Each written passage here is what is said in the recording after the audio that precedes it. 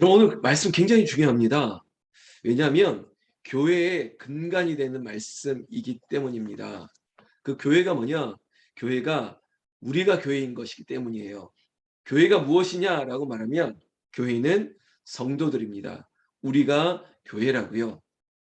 오늘 예수님의 이야기를 들어보면서 우리가 교회를 향한 우리의 고백, 그리고 이 고백을 하나님이 얼마나 기쁘게 받으실지를 우리가 말씀 가운데 은혜를 받고자 합니다. 13절 말씀, 예수께서 빌립보 가이사랴 지방에 이르렀습니다. 여러분, 예수님의 3년간의 이 공생의 기간은 어쩌면은 여행이었습니다.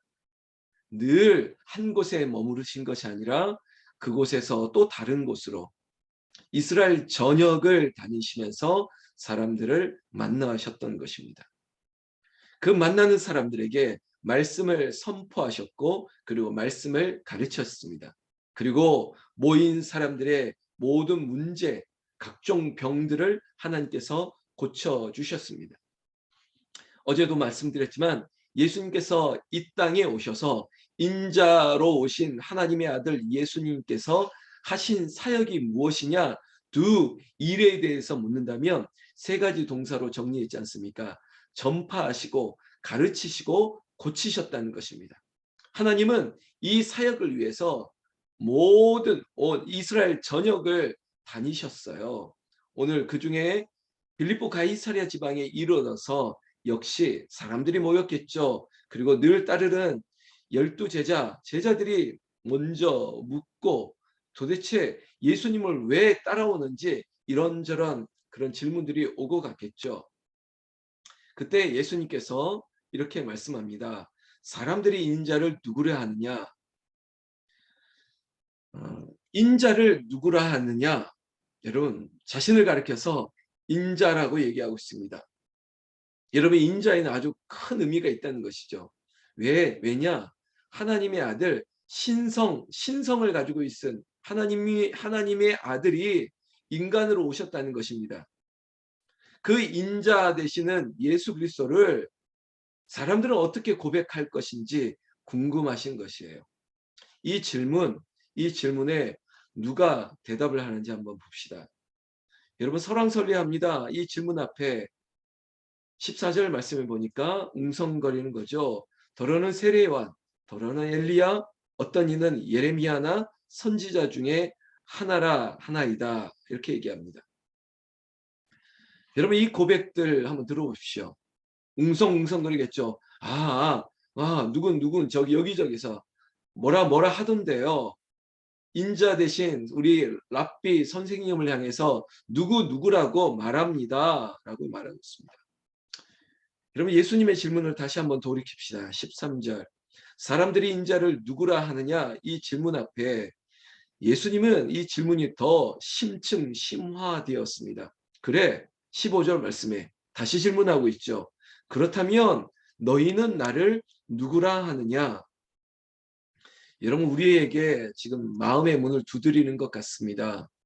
예수 그리스도에 대해서 내가 알고 있는 예수 그리스도, 또 내 인생 가운데 예수님은 누구신가? 예수님께서 묻고 계신다는 거예요. 여러분, 신앙이라고 하는 것은 신학과 다릅니다. 우리가 그저 머리로 하나님을 알아가는 알미 아니라 우리의 신앙은 그것을 체험하는 것이에요. 마치 주께 대하여 귀로 많이는 들었지만은 이제 내가 눈으로 주를 배움나이다. 우리의 삶과 우리의 일상 가운데 하나님이 여기 계십니다. 주님이 나의 구주가 되십니다. 주인이 되십니다. 고백되어지는 신앙. 그것은 결국은 내가 보고 체험하는 것이라는 것이죠. 여러분, 예수님을 알아가는 것, 신학도 중요하지만 우리의 신앙의 고백은 내 입술로 그리고 내 삶 가운데 나타나는 거예요. 예수님은 다른 사람의 여러 가지 논리들, 이해들, 우리가 훈련을 하든 성경 공부를 통해서 배운 거 말고 네가 나를 보고 네가 나에 대해서 무엇라 하느냐, 이 고백, 우리의 입술의 고백을 받고 싶은 것이죠. 여러분, 저에게도 여러분에게도 스스로 질문하십시오. 예수님을 나는 누구라 하는지, 여러분, 예수님이 나에게 어떤 분이 되십니까? 여러분, 이때 주저하지 않고 항상 나서는 사람이 인물이 있습니다. 시몬 베드로. 요즘 뭐 우리 집에 있는 아이들도 갑자기 MBTI라고 하는 뭐 기질 테스트 검사 한 뭐 도구인데 스킬인데요. 여기에 굉장히 관심이 많더라고요. 아, 누구는 이런 성향이야, 누구는 이런 성향이야라고 하는데 어, 12제자 그리고 성경의 인물들을 그 성격 분석 뭐 그리고 뭐 MBTI로 이렇게 구별해 놓은 책들이 좀 있습니다. 그러면서 야, 베드로는 그 외향형이야. 그리고 베드로는 어떤 성격이야. 그래서 MBTI에 뭐 이 NTP에 가까워 뭐 이런 분석의 책들이 있는데 베드로 항상 주저하지 않습니다. 기다리지 않습니다. 시몬 베드로가 16절에 말씀하고 있고요. 이 고백은 지금 우리에게 늘 회자될 뿐만 아니라 우리가 잘 알고 있습니다. 그리고 이 고백은 교회의 고백이 되기도 하는데요. 이 16절 암송하기도 좋지 않습니까? 마태복음 16장 16절 9절 여러분 한번 암송하면 좋겠습니다. 앞부분 시몬 베드로가 대답하여 이르되 이 구절을 빼고 우리는 다 알고 있을 것입니다. 한번 보실까요? 주는 그리스도시요 살아계신 하나님의 아들이시니이다. 주는 그리스도시요 살아계신 하나님의 아들이시니이다. 여러분 여기에 마치 제가 그래 어떤 그 채점을 하고 싶다면 이거는 A 플러스인 거죠. 완벽한 대답입니다. 정말 만족할 만한 대답을 한 거예요. 시몬 베드로의 대답 예수님께서 들었습니다. 그럼에도 불구하고 저는 A 플러스를 주고 싶은 이 대답 앞에 이 예수님께서는 17절에 이렇게 말씀하고 있습니다. 바요나 시모나 내가 복이 있도다. 이를 내게 알게 하니는 혈육이 아니요 하늘에 계신 내 아버지시니라. 제가 왜 A 플러스를 주고 싶다라고 말했음에도 불구하고 예수님은 칭찬하시는 것 같지만 또한 한계성을 말씀한다는 거죠. 어쩌면은 기분이 썩 좋지 않을 대답일 수도 있는데 그거 네가 열심히 해서 알게 된 게 아니라 그거 하나님께서 주신 거야. 하나님께서 너에게 그 깨달음을 주시고 알게 하신 거야. 여러분 이것이 진정 하나님의 뜻인 것입니다. 여러분 우리가 자칫 교만할 수 있고요. 그리고 우리가 맞다. 그리고 내가 한 것이 옳다라고 여길 수 있을 때 이 모든 것들을 내가 한 것이 아니라 하나님이 주신 것이다라고 우리가 순종하게 될 때 이때 은혜가 흘러가는 것이에요. 왜냐? 제가 모두의 시작할 때 구원받은 기쁨과 즐거움을 얘기했죠. 그것은 우리가 받은 거라고 얘기했습니다. 선물이었어요. 우리의 공로가 아니라고 말씀드렸죠. 우리가 은혜 받고 깨닫는 것도 결국은 하나님이 주시는 거예요. 성령의 은사도 9가지의 성령의 열매라고 하는 것도 하늘의 것으로 우리에게 채우신 거예요. 내려주신 것이고 부어주신 것이고 주신 것이에요. 선물을 받은 것, 깨닫는 것이죠. 예수님에 대한 고백은 교회의 고백이 됩니다. 이 시몬 베드로의 대답 앞에 예수님께서는 이것은 하늘에 계신 내 아버지께서 하나님께서 너에게 주신 은총인 것을 얘기하는 것이죠. 너에게 깨닫는 은혜를 주었어. 너의 입술의 고백 위에도 하나님이 함께 하심을 선포하시고 계시는 것입니다. 이 시몬 베드로의 대답과 예수님의 이야기를 우리가 조금 더 자세하게 볼 건데요. 먼저 시몬 베드로의 대답 한번 다시 16절 보세요. 여기 굉장히 중요한 예수님에 대한 교회에 대한 고백이 있는데 주는 그리스도시다는 것입니다.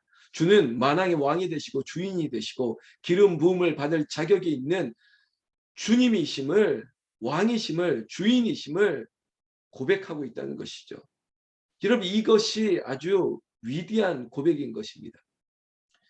바로 그분이 왕이요 선지자요 대제사장이 되면서 우리의 인생의 모든 문제를 해결하실 하나님의 기름을 부음받은 자라는 것이죠. 그리고 또한 살아계신 하나님의 아들이시다는 겁니다. 여러분 하나님은 영원히 살아계십니다. 어제도 오늘도 이후로도 영원토록 하나님은 살아계시고 주님이 바로 그 살아계신 하나님의 아들이시다는 것이죠. 인자로 오신 하나님의 아들 하나님의 아들 예수 그리스도가 만왕의 왕 되심을 그가 선포하고 고백했고 이 고백 위에 교회가 세워진다는 것이에요. 오늘 18절에 그 말씀을 예수님께서 우리에게 말씀하고 있습니다. 또 내게 이르노니 너는 베드로라. 내가 이 반석 위에 내 교회를 세우리니 음부의 권세가 이기지 못하리라. 여러분, 이 고백 위에 교회를 세웠다고요. 교회는 이 고백이 있어야 된다고요. 주는 그리스도시요 살아계신 하나님의 아들이십니다. 교회에 기름 부음이 없고 교회에 하나님을 아버지라고 고백하는 이 신앙의 아름다움이 없다면 교회는 다른 어떤 유사 집단과 차이가 없어지는 것이에요. 교회가 이런 일을 할 수 있지만 세상이 할 수 없는 것은 바로 이것입니다. 하나님의 아들, 그 이름을 믿는 자가 구원을 얻게 된다는 이 사실이, 이 고백이 교회 안에만 존재한다는 것이요. 여러분, 이 교회는요, 18절 예수님께서 선포해 주셨습니다. 음부의 권세가 이기지 못한다고요. 교회 안에 죄가 힘을 발휘할 수 없습니다.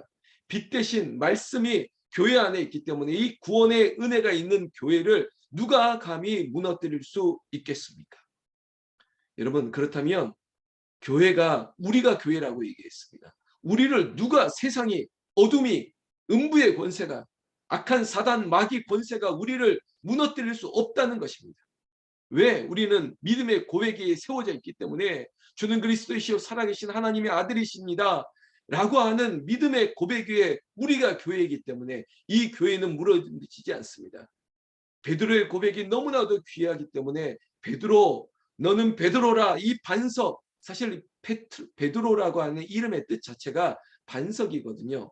페트라, 요르단에 가면 페트라가 있습니다. 아주 거대한 반석인데 그냥 골짜기 전체가 그냥 바위예요. 이 바위가 어떻게 흔들릴 수 있겠습니까? 우리의 믿음은 흔들리지 않는다는 겁니다. 위대한 세상의 어떤 무게 앞에서도 우리는 거뜬하게 이겨낼 수 있는 더 큰 무게가 믿음 위에 세워져 있다는 것입니다. 그리고 그 믿음의 고백 위에 있는 교회 안에, 그리고 우리의 믿음 안에 열쇠가 있습니다. 19절, 내가 천국 열쇠를 내가 주리니, 여러분, 이 열쇠를 가지고 있다면 내가 땅에서 무엇이든지 매면 하늘에서도 매일 것이요 내가 땅에서 무엇이든지 풀면 하늘에서도 풀리리라. 할렐루야. 여러분, 천국 열쇠를 내가 가지고 있습니다. 그리고 그 열쇠가 우리의 믿음의 반석 위에 교회를 세운 이곳에, 북한성계도원 홍은제일교회뿐만 아니라 우리의 교회 베델이라고 하는, 여러분들이 기도의 제단에 불을 피울 때마다 그곳이 하나님의 집, 교회가 되는 것이에요. 그곳에서 우리가 무엇을 풀면, 무엇을 잡으면 다 하늘에서 허락하신 은총으로 내려오는 것이에요. 그게 기도예요. 교회에서 기도하는 거예요. 우리의 기도의 제단에 불을 밝히는 기도가 있을 때 이 천국 열쇠는 모든 것들이 해결되는 역사가 되는 것입니다. 나는 저와 여러분들에게 이 천국 열쇠를 소유하고 우리의 집이 교회가 되고 우리 교회를 통해서 하나님의 영광이 다 열리고 임재하시는 그 축복이 우리의 모든 삶 가운데 넘치기를, 여러분들의 고백 가운데 지금 있는 자리에서 하나님이 열어주시고 부어주시는 역사가 여러분들의 삶 가운데 나타나기를 나는 예수님의 이름으로 축원합니다. 여러분, 찬양 한 장 더 드리고 우리가 한번 기도하겠습니다. 364장 이 찬양, 내 기도하는 이 시간이 가장 귀하다고 한번 고백하면서 각자의 기도의 자리로 나아갑니다. 1절과 4절만 부릅니다. 내 기도하는 그 시간, 그때가 가장 즐겁다. 이 세상 근심 걱정에 얽매인 나를 부르사 내 진정 소원 주 앞에 낱낱이 바로 아뢰어 큰 불행 당해 슬플 때 나 위로받게 하시네. 내 기도하는 그 시간, 그때가 가장 즐겁다. 주 세상에서 일찍이 저 요란한 곳 피하여 빈들에서나 산에서 온 밤을 세워 지내사 주 예수 친히 기도로 근본을 보여주셨네. 아멘.